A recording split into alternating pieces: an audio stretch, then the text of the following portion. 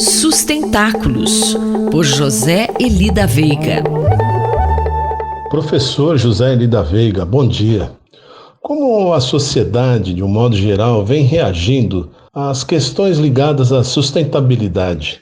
Bom dia, Quinto, bom dia a todos. Um dos tópicos mais interessantes dessa questão mais geral da sustentabilidade, que é o tema desta coluna, é observar como que os diversos setores da sociedade vão aos poucos vencendo as resistências e tomando consciência, enfim, como é que aqui e ali você vê que a ficha caiu, Isso é uma coisa que a gente vem observando pelo menos desde a Rio 92, quando grandes, talvez os mais amplos setores da sociedade estavam muito distantes desse tipo de preocupação e não tinham, portanto, motivo para aderir à ideia do desenvolvimento sustentável, apoiar a Carta da Terra ou coisas do gênero. Muito pelo contrário, eu acho que em 92 se notava até setores que eram hostis, alguns achavam que isso era uma espécie de luxo, cuidar da preservação da natureza ou tomar cuidado para que não se emitisse gás de efeito estufa. Imagine, em 92 eram raros os que de fato tinham notado qual era a gravidade do problema, que só tinha na verdade sido claramente colocado pela ciência uns 10 anos antes, Então, por longos períodos, se havia uma questão que não era considerada, era justamente a questão do aquecimento global. Diferentemente, por exemplo, das diversas poluições, que localmente criavam conflitos e levavam os governos a agir. Ainda existem setores da sociedade que resistem ao pensamento sustentável? Então, isso tudo mudou muito, Hoje a gente pode dizer que amplos setores que eram, em 92, reticentes à questão em geral, à sustentabilidade ou do desenvolvimento sustentável, e que nem de longe consideravam importante a questão do aquecimento global, hoje é meio contrário. É impressionante o número de associações e articulações de diversos setores da sociedade que até colocam a questão do aquecimento global como uma questão prioritária nas suas agendas. Um dos setores que demorou mais foi o setor financeiro.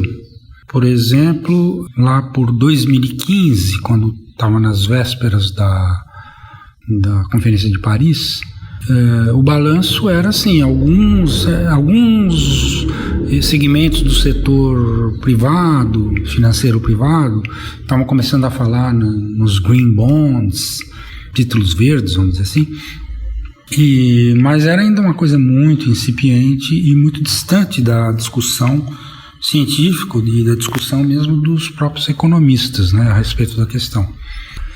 Em 2017, principalmente naquele encontro que foi promovido pelo presidente da França, Macron, que tinha a ver com uma quebra de braços com o Trump, por causa do Trump ter declarado que ia sair do Acordo de Paris, ele promoveu um grande encontro lá com o nome de Um Planeta, One Planet, e nesse encontro os sinais de que o setor financeiro estava finalmente embarcando foram muito razoáveis. E passados 3 anos a coisa ficou muito mais séria. Então, algumas das próximas colunas serão dedicadas a descrever essa evolução do setor financeiro em relação à questão da sustentabilidade. Muito obrigado e até a próxima. Mais informações sobre sustentabilidade estão disponíveis no site sustentáculos.pro.br e na página pessoal do colunista zeeli.pro.br. Eu, Antônio Carlos Quinto, conversei com o professor José Eli da Veiga para a Rádio USP. Sustentáculos, por José Eli da Veiga.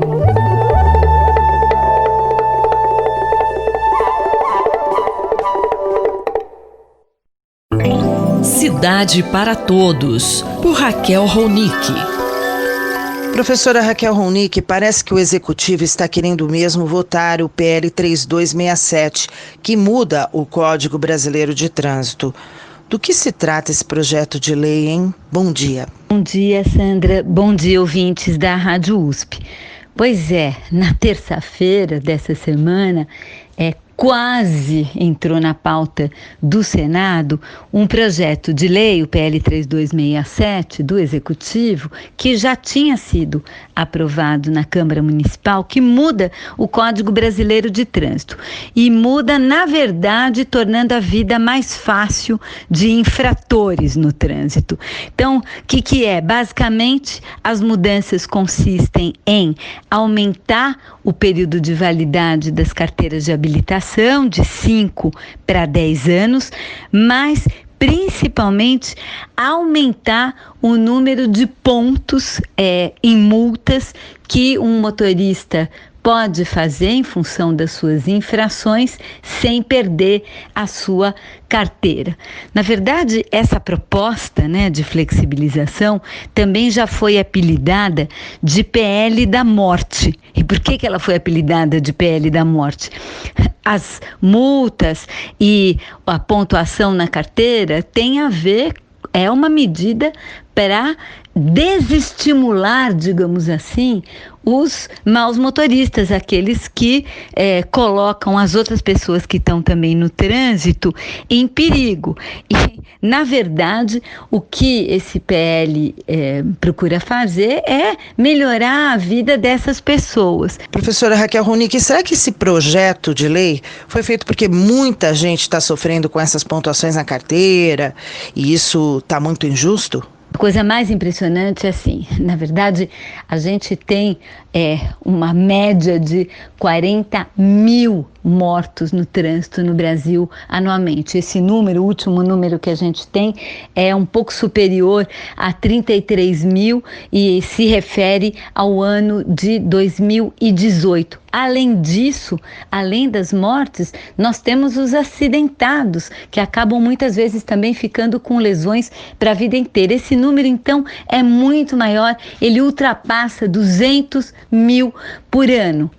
É um número muito impressionante. E se a gente for olhar, por exemplo, na situação de São Paulo, só 25% dos motoristas de São Paulo têm alguma multa no trânsito.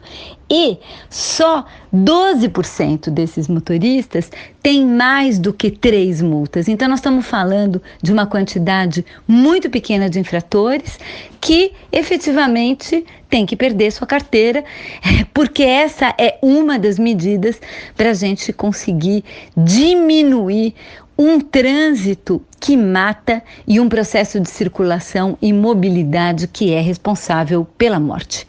Bom, ainda bem que o PL não entrou na pauta no Senado, mas é muito importante ficar atento, porque isso pode acontecer a qualquer momento, já que esse é um interesse do Executivo. Eu sou Sandra Capomatto, você ouviu a professora Raquel Ronick, da Faculdade de Arquitetura e Urbanismo, da Universidade de São Paulo.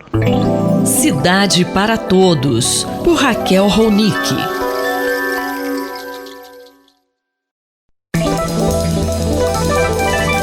Poder e Contrapoder, por André Singer. Professor André Singer, na sexta-feira o Instituto Datafolha publicou a pesquisa mostrando que a aprovação do presidente Bolsonaro subiu 5 pontos percentuais. Como o senhor analisa isso? Olha, a impressão que a gente tem é que esta elevação da aprovação do presidente Jair Bolsonaro é a realização de uma tendência que já vinha sendo comentada aqui por nós, ou seja, o auxílio emergencial, que é, como eu já disse antes, um valor significativo em regiões onde o custo de vida é baixo, R$600, podendo chegar a R$1.200, a depender de se houver apenas um ou uma chefe de família na casa. Esse auxílio emergencial está produzindo um efeito favorável ao governo. Alguns dados específicos da pesquisa confirmam isso. Por exemplo, no Nordeste, a rejeição caiu de 52% para 35%, que é uma queda expressiva. E a gente sabe que no Nordeste é uma região na qual o auxílio emergencial é particularmente importante. Além disso, o Datafolha revelou, por meio de seus diretores, numa análise, que desses 5 pontos de crescimento que o presidente teve, que foi de 32 para 37, a aprovação, 3 pontos percentuais vêm de trabalhadores informais ou de desempregados com renda familiar mensal até 3 salários mínimos, que também são setores que dependem bastante do auxílio emergencial. Da mesma maneira, a taxa de aprovação melhorou também entre mulheres de baixa renda. Ou seja, tudo indica que o que está produzindo este efeito principal na elevação da aprovação ao atual presidente da República é o auxílio emergencial. Deve-se dizer também que houve um aumento em camadas de renda superior, mas, obviamente, aí o auxílio emergencial ou não tem peso ou tem um peso muito restrito e não se sabe muito bem ao que corresponde esse aumento. Talvez, mas isso não tem dados de pesquisa que possam confirmar, tem a relação com o fato de que, desde meados de junho, quando foi preso o ex-PM Fabrício Queiroz, o presidente moderou as suas falas, moderou também algumas atitudes e está passando uma imagem de maior controle. Mas isso nós vamos ter que esperar outras informações, outras pesquisas para saber se realmente é isso que está influenciando eleitores das camadas médias. Professor, e o senhor acha que essa aprovação do presidente vai se consolidar? Bom, aí vai depender completamente da decisão que está, nesse momento, sendo debatida sobre a política econômica. Nós já comentamos isso aqui também, estamos já agora há algumas semanas em que é visível uma divisão dentro do governo entre aqueles que querem aproveitar esta onda de aprovação maior que o presidente vem tendo para estender o auxílio emergencial e talvez fazer uma saída do auxílio emergencial para um programa que seja um programa superior ao Bolsa Família. Só que isso custa muito dinheiro e o governo tem restrições a partir da sua orientação ultraliberal em fazer gasto público. Então, isso está levando a especulações sobre a possível saída do ministro da Economia e coisas desse tipo. Nós não sabemos, então, no final das contas, qual decisão vai ser tomada. Se a decisão for favorável a uma mudança da política econômica no sentido de favorecer as camadas de baixa renda, aí sim esta aprovação pode vir a ter um percurso de consolidação. Caso contrário, é pouco provável que isso aconteça. Muito obrigado, professor. Até a semana que vem. Muito obrigado e até a semana que vem. Esse foi o cientista político André Singer, que conversou comigo, Gustavo Xavier. Poder e Contrapoder, por André Singer.